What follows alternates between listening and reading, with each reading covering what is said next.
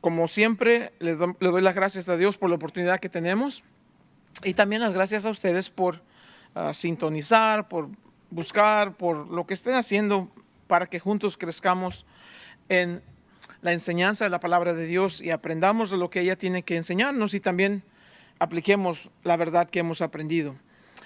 La semana pasada comencé a hablar con ustedes acerca de algo muy importante, la diferencia entre vivir una forma de piedad y en el otro lado vivir en realidad una piedad que es genuina, bíblica, auténtica, real. Entonces, decía la semana pasada que es importante para nosotros examinar, analizar detenidamente, preguntar con el Espíritu Santo, ¿dónde estoy ahora mismo? ¿Dónde voy? ¿Cómo me ves? ¿Qué ves en mi vida, Señor? Cuando ves mi corazón, Señor, ¿qué hay ahí? ¿Cómo estoy viviendo? ¿Te agrada mi vida, Señor? ¿Qué no te agrada de mí? ¿Qué quieres cambiar, Señor? Y todas estas cosas que deberíamos de verdad preguntarnos, porque el tema prácticamente tiene que ver con el crecimiento del cristiano, la madurez del cristiano, el cristiano maduro que llega a ser un cristiano que vive una vida de fruto. Y obviamente cuando hablamos de fruto es para los demás, para las otras personas. Ningún árbol se come su propio fruto. Es para los demás, es para llevar a otros lo que nos ha sido dado. Ese fue siempre el mensaje del principio. El Señor le habló al pueblo de Israel siempre que Él quería que Israel fuera ese lugar, ese pueblo, esa gente, donde otros vinieran y conocieran de la gracia de Dios, del amor de Dios, la misericordia de Dios. Porque se trata siempre de, si hemos sido bendecidos, seamos de bendición. La promesa original para Abraham fue, y serás bendición. Y bendeciré a los que te bendigan y maldeciré a los que te maldigan. ¿Por qué? Porque Dios siempre busca que su pueblo sea de bendición a los demás. En todo eso está la ley. Ama a Dios primeramente, primordialmente, por encima de todo. Ama a Dios y ama a tu semejante. Eso es toda la ley. Entonces, si es que en verdad lo tomamos en serio, si hemos aprendido algo en lo que la Biblia nos enseña, es de que cada día debemos esforzarnos a ser esas personas que sean de bendición a cada uno de los demás. Es a mirar a mi hermano, ¿qué puedo hacer por mi hermano? ¿En qué puedo servirles? Para eso estamos aquí. Por eso es que Dios nos bendice, para ser de bendición. Entonces, la semana pasada, tocando el tema y esto, llego a la conclusión de que muchas veces los pastores cometemos, y es muy a menudo, cometemos el error de, decirle al pueblo, a la iglesia, miren hermanos, la Biblia dice que debemos ser gente de fruto, debemos llevar fruto. Muchas veces fallamos en no decirles cómo, y no es que la Biblia no diga, sino que porque estamos metidos en el tema, avanzamos con el tema, pero hay veces tenemos que parar y tenemos que tomar el tiempo necesario. Bueno, si no estamos a la carrera, no estamos deprisa. Y la semana pasada decíamos lo importante de vivir una forma de piedad, una vida en santidad que verdaderamente sea de fruto.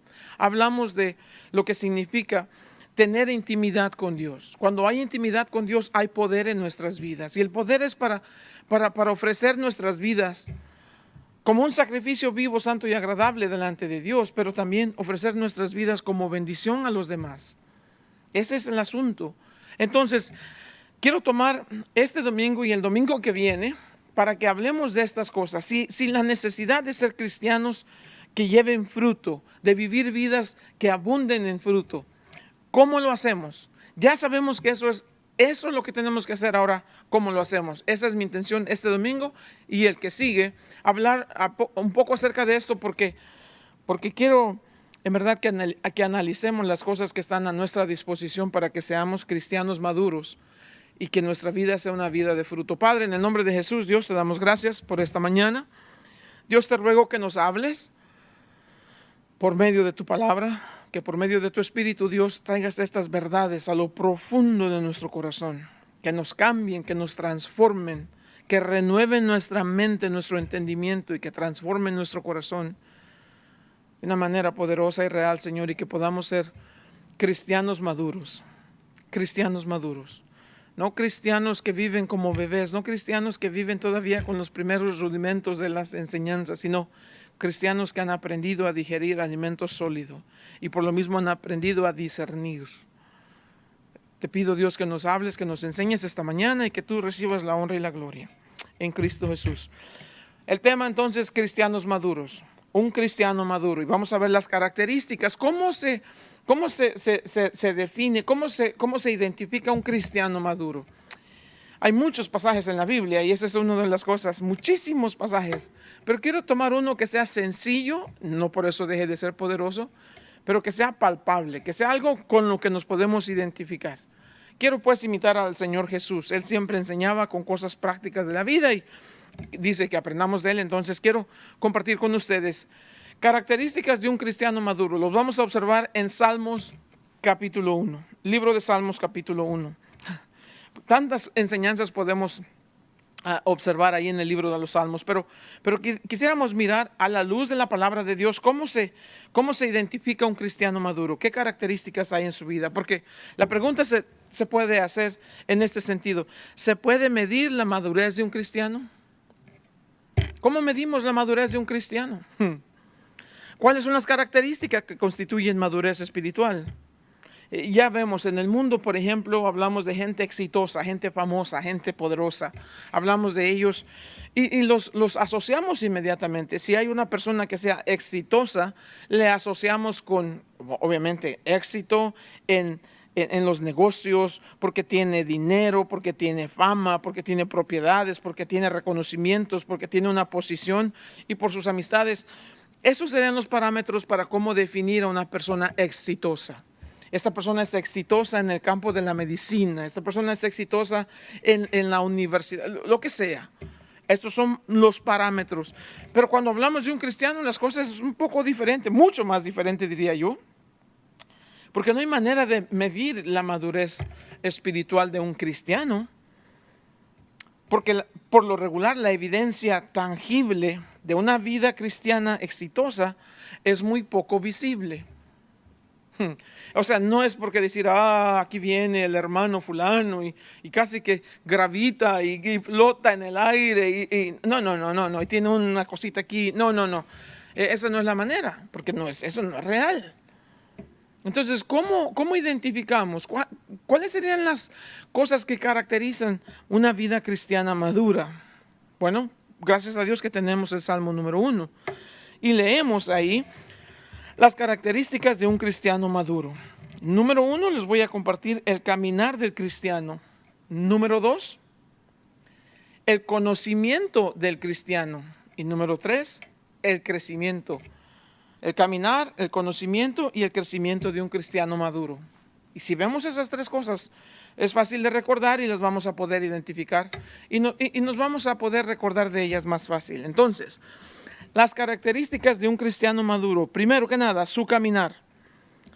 Dice el verso número 1, bienaventurado el varón y también la mujer, que no anduvo en consejo de malos, ni estuvo en camino de pecadores, ni en silla de escarnecedores se ha sentado. Verso número 1, muy sencillo. El cristiano maduro camina separado del mundo. El cristiano maduro camina separado del mundo. ¿Qué quiere decir eso? Que no comparte la creencia de los impíos. ¿En qué creen? En ellos, en el dinero, en la fama, en la buena suerte, en la fortuna. En eso, todas esas cosas creen los impíos. El cristiano cree en eso no más. El caminar del cristiano lo lleva por un camino totalmente separado de las tradiciones, costumbres y culturas a su alrededor. ¿Qué quiere decir que no comparte la creencia de los impíos? No se alimenta de sus consejos, no acepta sus invitaciones, no imita ni envidia sus logros. El cristiano es claramente definido porque es una persona que está separado de esas cosas. Por lo mismo, no comparte lo de los impíos, no se comporta como ellos. Él cree que en verdad La Biblia dice en 2 Corintios 5:17, porque aquí las cosas viejas pasaron, todas son hechas nuevas. El cristiano maduro cree que eso es verdad en su vida. Y como tal, vive una vida nueva y no tiene nada que le ate a la vida pasada. Es una nueva criatura y se comporta como tal. Por lo mismo, porque no comparte sus estilos de vida, sus creencias y sus cosas, y no comparte lo que ellos hacen, no se congrega con ellos. Aquí viene lo importante. Ni comparte, ni se comporta, ni se congrega con los impíos. De hecho, estar en la congregación de los impíos le es incómodo. Le irrita. No le parece agradable estar en un ambiente de inmoralidad en el que normalmente viven los impíos. Ni las bromas, ni las cosas que creen que son chiste, ni nada de estas cosas. El cristiano maduro se siente fuera de lugar cuando está en la congregación de los impíos. Y es bien importante porque entonces preguntaríamos, ¿entonces quiere decir que si mi familia no son cristianos no me debo de juntar nunca con ellos? No, no quiere decir eso. Simplemente no compartas con ellos, no te hagas parte de lo que ellos hacen. Y ten cuidado, porque una vez que eres cristiano, ellos no quieren que seas parte de ellos. No es como que los vas a ofender por no ser. De hecho, si eres cristiano y no te congregas mucho con ellos, a ellos les haces un favor, les molestas, les incomodas, les irritas cuando tú te presentas en sus lugares de reunión, en sus fiestas y eso, porque dicen, ahí viene este aguafiestas. Y debes ser consciente de eso, porque te van a separar, te van a aislar. Está bien. Entonces, primero que nada, el cristiano maduro, mira, el caminar del cristiano maduro es completamente separado del mundo. Vive en el mundo y comparte con las personas y es amable, respetuoso, los trata con respeto y dignidad a todos los seres humanos, a todas las personas. Pero una cosa es que viva con ellos y otra cosa es que sea como ellos. ¿Acaso no han escuchado ese refrán que decía, dime con quién andas y te diré quién eres? Yo no quiero que me asocien con las cosas que hacen muchos de ellos porque no es correcto. No es correcto delante de Dios. A lo mejor es correcto para el mundo, pero no es correcto delante de Dios. El cristiano maduro sabe identificar el camino que parece derecho, pero sabe que ese camino que parece derecho es un camino cuyo fin es camino de muerte. Génesis capítulo 19 nos habla de Lot. Lot miró de lejos y luego se movió más cerca y luego terminó viviendo en Sodoma y Gomorra. De lejos parecía agradable y se le acercó más y cuando estaba cerca dijo, sí, es agradable, y terminó viviendo allí. Perdió a su esposa, prácticamente perdió a su familia.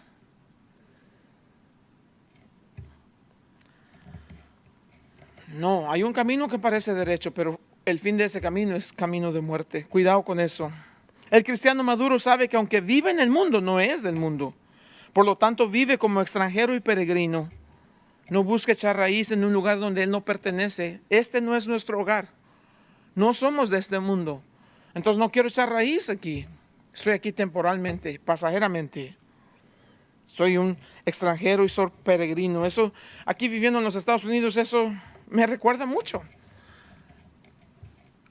Me recuerda mucho de esto porque siempre tiene uno el deseo de volver a la tierrita de uno, ¿no? Se comporta como un extranjero y peregrino y vive como un ciudadano del cielo. Como eres ciudadano de tal país, así es. Aquí tenemos una gran cantidad de extranjeros que vienen de muchos otros países. En su gran mayoría aquí en California de mexicanos. Donde quiera que vas, los mexicanos se comportan como mexicanos porque son mexicanos. Es comida mexicana, música mexicana, ambiente mexicano y todo es como México. Vas a otros lugares donde hay muchos hermanos salvadoreños y es como la música salvadoreña, la comida salvadoreña. Y en todas partes, donde quiera que vayas, encuentras colonias de personas que vinieron de otros países, se comportan como ellos. Sus hijos pueden ser nacidos aquí, pueden ser ya segunda, tercera generación, todavía se siguen comportando como si fueran mexicanos. Porque es inevitable. Entonces dice aquí, si somos ciudadanos del cielo, ya sabemos eso, nuestra ciudadanía está en el cielo. Nos comportamos como ciudadanos del cielo. Entonces, primer punto, ¿qué identifica? ¿Qué caracteriza a un cristiano maduro? Su caminar es completamente separado del mundo. No comparte la creencia, no se comporta como ellos, no se congrega con ellos, identifica el camino que es camino de muerte. El cristiano maduro sabe que aunque está aquí, no es de aquí. Por lo tanto, vive con ese deseo y esa añoranza de llegar a la patria prometida, la tierra prometida. Punto número 2. No solamente el caminar del cristiano es separado del mundo, pero el conocimiento del cristiano es superior al conocimiento del mundo. No. No estamos diciendo eso de ninguna manera arrogante ni por orgullo. Un hombre simple, lleno del conocimiento de Dios por la palabra de Dios, es más sabio que un hombre con tantas credenciales y diplomas y certificados de cualquier colegio o universidad que no tenga Dios en su corazón. Así dice la Biblia. Así dice la Biblia. El conocimiento del cristiano es superior al conocimiento del hombre que vive en el mundo sin Dios. ¿Cómo así? Verso 2. Sino que en la ley de Jehová está su delicia, y en su ley medita de día y de noche. No solamente su caminar es separado, diferente, pero su conocimiento es superior. El cristiano maduro está obsesionado en conocer a Dios íntimamente. Él gasta su tiempo en esa intimidad con Dios, le busca en la mañana, le adora todo el día, le agradece por todas las cosas. Vive en esa intimidad, en esa cercanía. Para un cristiano verdadero, un cristiano bíblico, un cristiano verdaderamente en devoción a Dios, no hay cosa más grande que poder escuchar la voz de su Dios. El cristiano maduro tiene ese deseo y esa pasión por la palabra de Dios. La palabra de Dios ha cautivado su atención y en ella encuentra su delicia. No hay nada más rico que deleitarse un buen capítulo de la Biblia. Dulce y el sabor, y hasta puedes oler.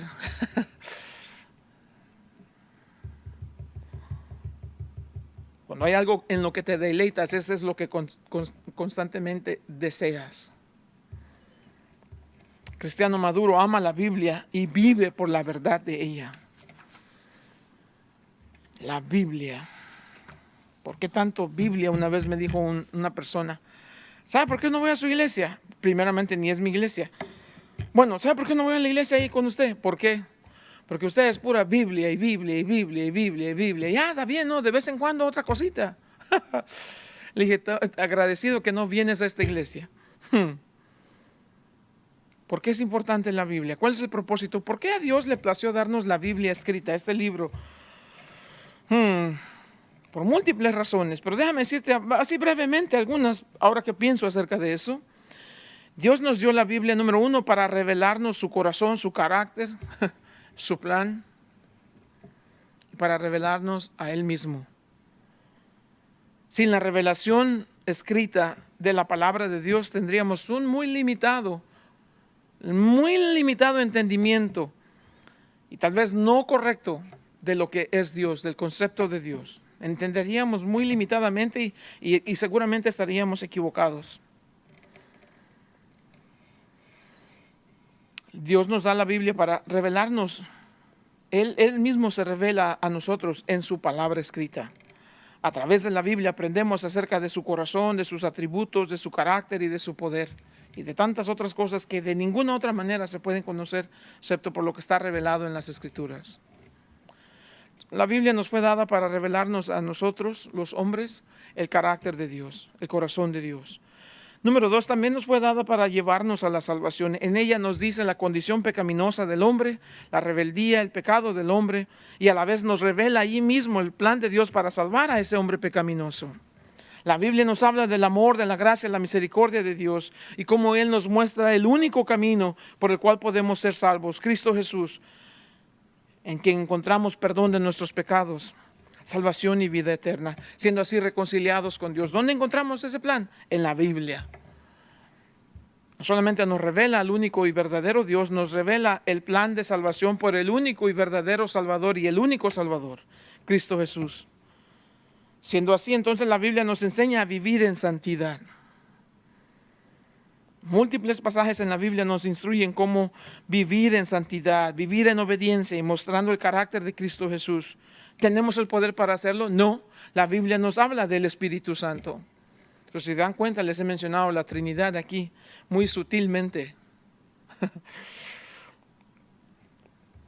Cuando fallamos, cuando pecamos, cuando hemos hecho cosas que no le agradan a Dios, la Biblia, la palabra de Dios nos enseña el camino al arrepentimiento y nos enseña la restauración después de confesar nuestros pecados y pedir perdón.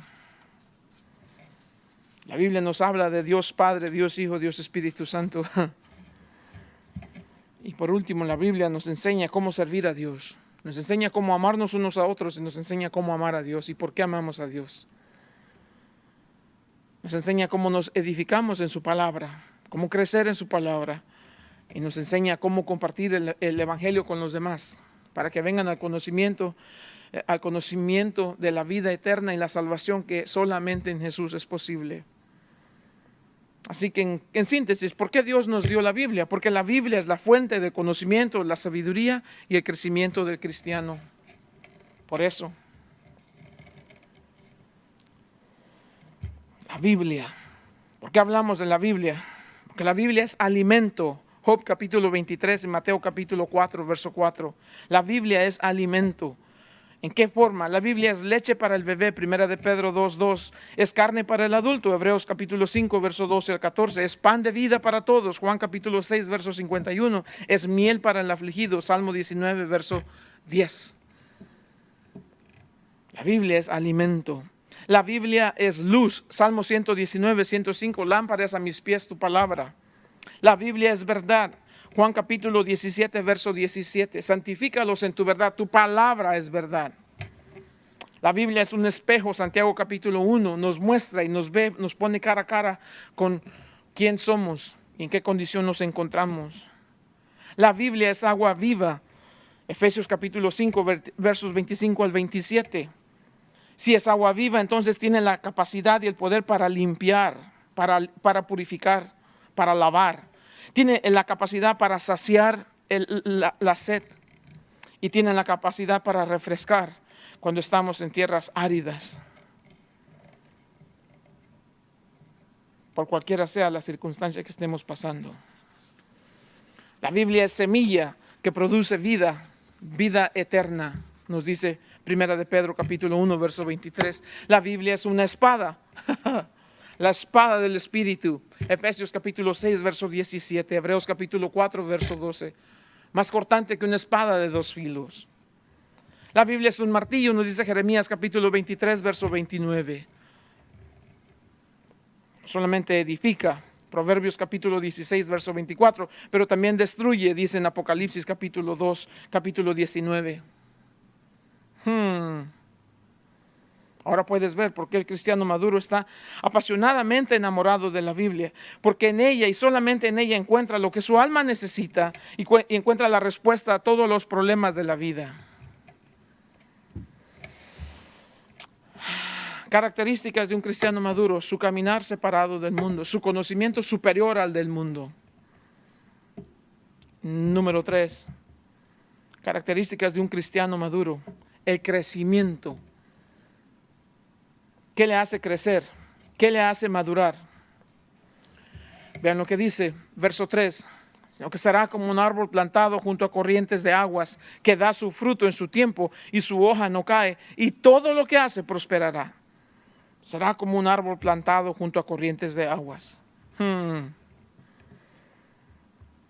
crecimiento del árbol, si podemos leer en este verso, el crecimiento del árbol está condicionado a la cercanía de a las aguas. La idea es, está plantado junto a las corrientes de agua de un río. El árbol da fruto solamente porque se nutre de las aguas del río, porque está cerca, plantado allí. Eso nos habla de su posición, nos habla de su permanencia. Y del propósito de quien lo plantó allí también. Su posición junto a corrientes de aguas, siempre junto a los recursos que le proporcionan crecimiento. El creyente que vive en la intimidad con Dios siempre se mantiene vivo y fuerte.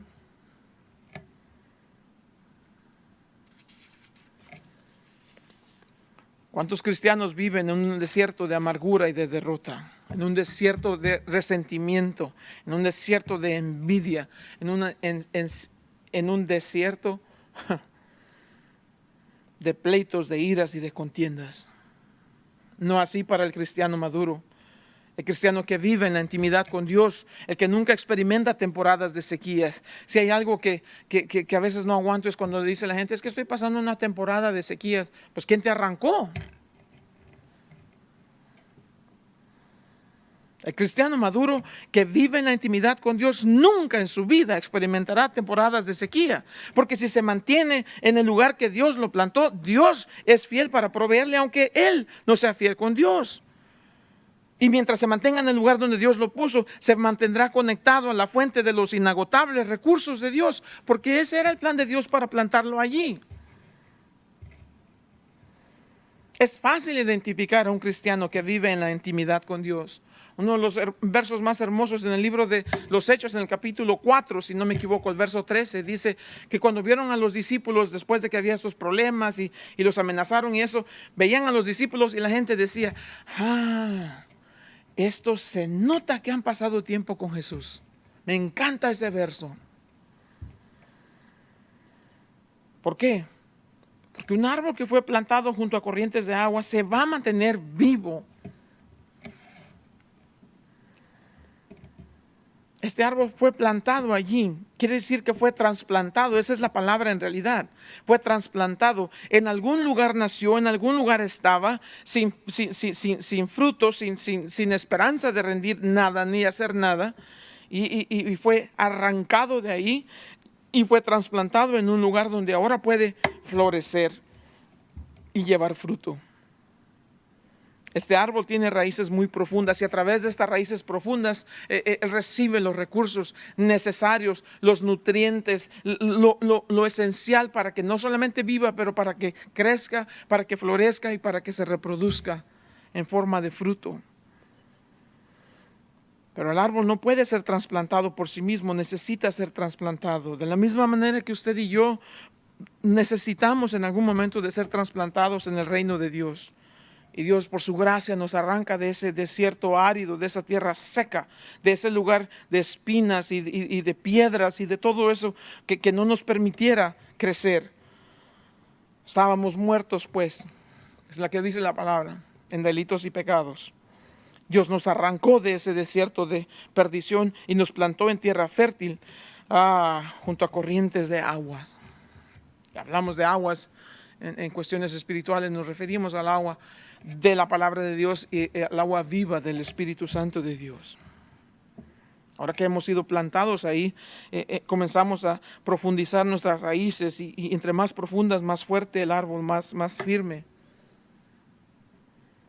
Porque Dios nos plantó, pero nuestra responsabilidad es de apropiarnos de los recursos que nos provee. Y la raíz busca todos estos nutrientes para que el árbol crezca fuerte, sano y lleve así mucho fruto. Ese es el propósito de Dios. En esto es glorificado mi Padre, dice Jesús, Juan capítulo 15, en que crezcamos y llevemos mucho fruto. Eso glorifica a Dios. El cristiano maduro siempre es una bendición a otros a su alrededor, porque su fruto siempre abunda. Nunca vas a saber a cuántas personas le bendice tu fruto, eso es verdad. Pero un día escucharás de Dios que te diga, bien hecho, siervo fiel.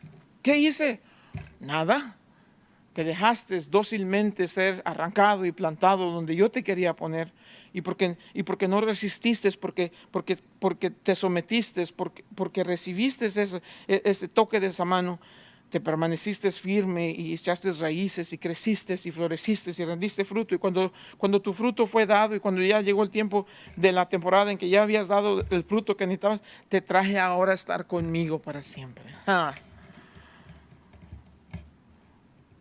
La vida del cristiano debe ser una vida consistente. Hermanos, muchas veces escuchamos de cristianos que andan con cara larga y ¿cómo estás? Pues ahí, no No, debe haber una consistencia. Problemas sí, dolores sí, sufrimientos sí, todas esas cosas. Pero la vida del cristiano es consistente y no descendente. Y es siempre, cada día más cerca y cerca de ese lugar eterno, de habitar con Jesús para siempre.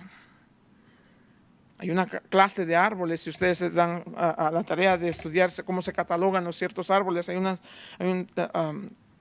clase de árboles que se llaman perennes, y eso quiere decir porque siempre están verdes. Hay árboles que tiran su hoja y parece que están secos en cierta temporada del año. No, estos árboles siempre se mantienen verdes, siempre reflejan vida. Primera de Corintios 15:58 dice: así que, hermanos míos amados, estar firmes y constantes, creciendo en la obra del Señor siempre. Un hombre compró estos árboles, no me recuerdo la clase de árbol, para qué te voy a decir, no quiero mentir, pero compró 2 árboles que plantó en el frente de su casa, en su jardín que tenía ahí, un pedacito de jardín, y los trajo, ya estaban grandecitos, los plantó uno a un lado de la entrada y el otro al otro lado, y la gente pasaba por ahí todos los días.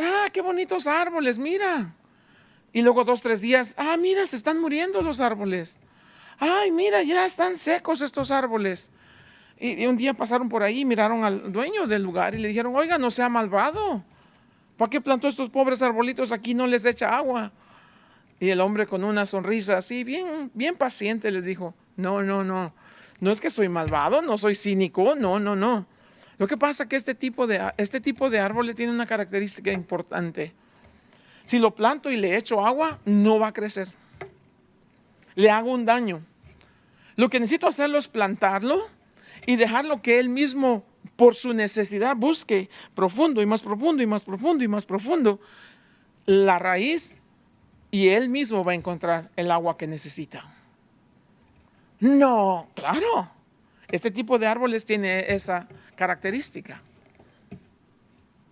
Bueno, después de un tiempo ahí vino un huracán en ese lugar donde estaban allí y destruyó gran cantidad de cosas. Pero los mismos vecinos chismosos y criticones que pasaron mirando que los arbolitos esos se estaban muriendo porque el hombre era cínico y malo y no les echaba agua, se dieron cuenta que en toda la calle, todos los árboles, en esos lugares, que árboles frutales y pinos y todos esos árboles, todos se cayeron. Los únicos que quedaron de pie y vivos y fuertes son esos 2 arbolitos que ya habían crecido a ser árboles grandes. ¿Cuál es la moraleja de la historia? Entre más profunda la raíz, más firme la vida. Al final del verso 3 dice: y todo lo que hace prosperará. Todo lo que hace prosperará este árbol. Ahora sabes que la prosperidad viene no de ningún esfuerzo humano ni de sabiduría humana. La prosperidad la da Dios. Es Dios quien hace madurar al cristiano, es Dios quien lo hace producir fruto. El fruto, de hecho, es la obra del Espíritu Santo en nosotros. Nosotros no hacemos nada. El cristiano tiene como responsabilidad deseo también. Más bien, el cristiano tiene como deseo supremo acercarse a Dios porque ama a Dios, no porque quiere llevar mucho fruto. Se acerca a Dios porque ama a Dios, porque necesita a Dios y porque se deleita en la presencia de Dios. Y Dios, que es grande en misericordia, cuando nos acercamos a Él, solo porque lo amamos, Dios nos abraza, Dios se goza con nosotros. De hecho, dice que Dios nos canta. ¿Cómo es eso? No sé, no lo entiendo. Que si yo soy grosero, rebelde y todas estas cosas, y al final del día Dios me abraza y me dice: ven acá, y me canta.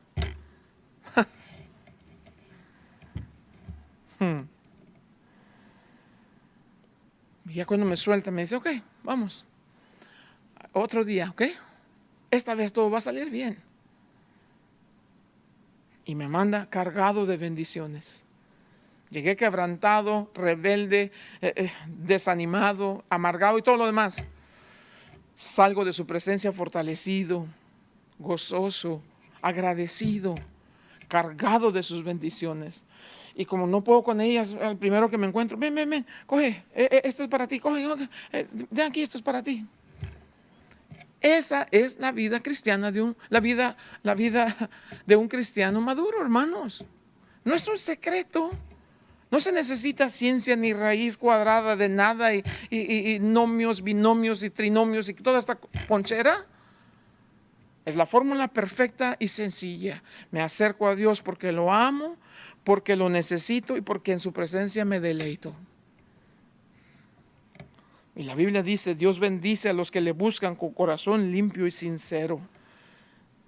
¿Acaso no es eso una bendición? Claro que es una bendición. Dios dice, yo amo a los que me aman y me hallan los que temprano me buscan. Capítulo 3 de Lamentaciones dice en el verso 25, bueno es Jehová a los que en él esperan, el alma que le busca. Bueno es esperar en silencio la salvación de Jehová. Bueno le es al hombre llevar el yugo desde su juventud. Quiere decir, lo busco, quiero estar en su presencia, en la intimidad con Él. Y quiero vivir mi vida bajo su dirección, bajo su mano. Oh, que pusiéramos atención a lo que Dios nos dice. Si se humillare mi pueblo, sobre el cual mi nombre es invocado, y oraren y buscaren mi rostro, y se convirtieren de sus malos caminos, yo oiré desde los cielos, perdonaré sus pecados y sanaré su tierra.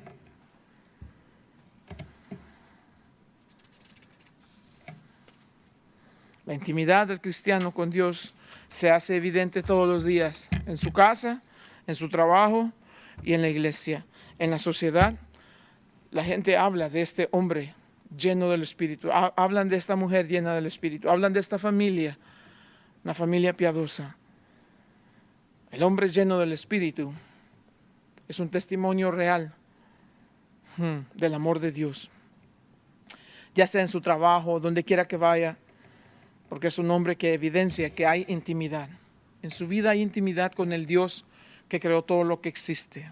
Acuérdense, intimidad es poder, poder es fruto y fruto es bendición a otros.